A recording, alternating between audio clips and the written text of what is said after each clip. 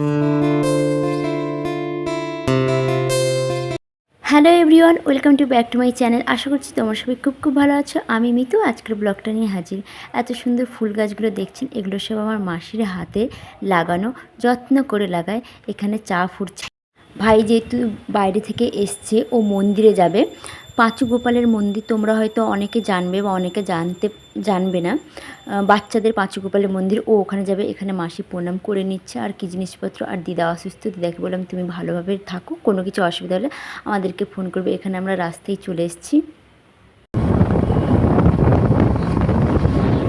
এখানে গাড়ি থেকে নামার পর থেকে ভাই কাঁদছে। আমি বলছি ভাই তুমি একটু টাটা করো, ও কিছুতেই শুনছে না। আর আমি একটা হলুদ একটা জামা পরেছি, কেমন লাগছে তোমরা কমেন্টে জানাবে। তারপর ভাই এখানে প্রচুর পরিমাণে কাঁদছে, কারোর কোলেই থাকতে চাইছে না, যেহেতু তার কদিন ধরে পায়খানা বমি হয়েছে। প্রচুর পরিমাণে পেট ব্যথা হওয়ার জন্য ও কারোর কোলে থাকতে চাইছে না।